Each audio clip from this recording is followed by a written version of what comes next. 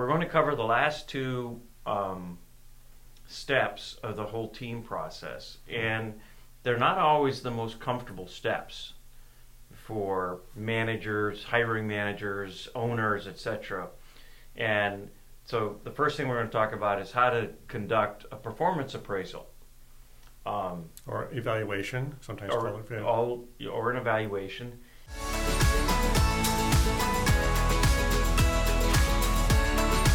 Hi. I'm here. Okay. I'm Bruce Himmelblau with Blue Sky Video Productions. We are a full-service video production company and YouTube strategists. And welcome to Bad Business. Bad Business. Yeah, good morning. I'm Dave Verbeten, owner, senior coach for Peak Performance Action Coach. We are business coaches. We help business owners. I'm going to keep it very simple.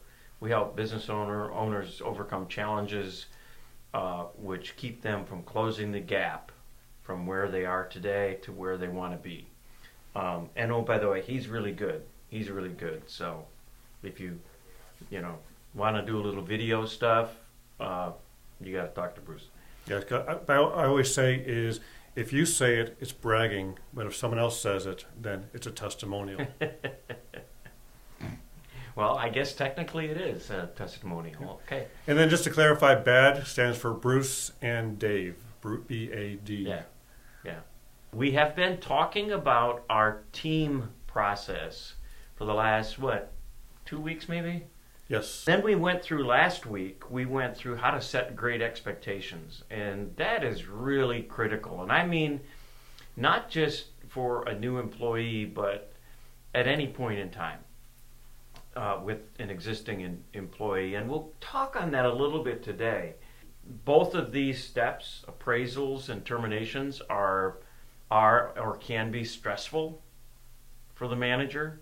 So I'm just going to try to simplify it for you at this point.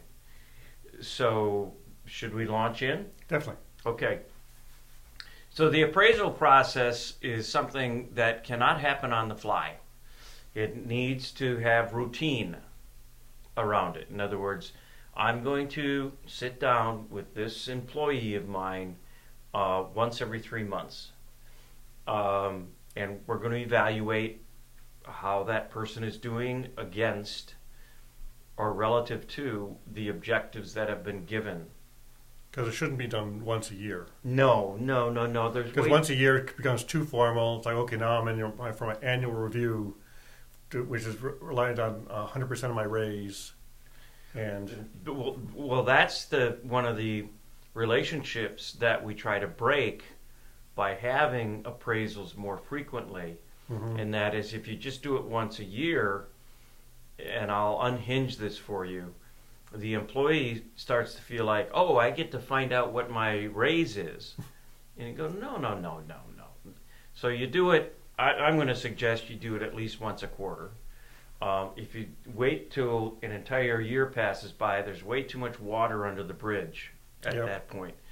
No one recognizes the less than best performance that took place back in February when you're doing the annual performance review in December.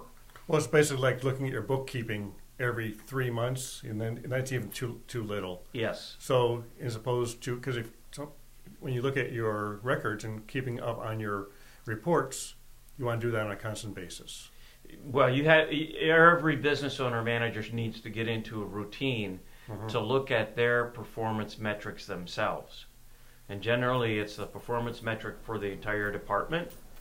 And then of course for the owners, managers, senior managers, it's looking at the performance for the entire company on a routine basis.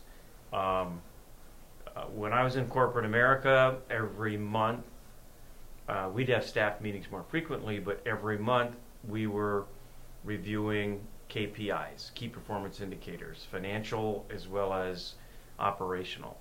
So let me come to the appraisal process. And the point behind the appraisal process is largely about thinking with the employee on any corrective actions that need to be made, right? Mm-hmm. So you'd say you're really doing good, and they should really be comprised of, what's that employee doing well, and what do you think that employee could be doing more of or be better at?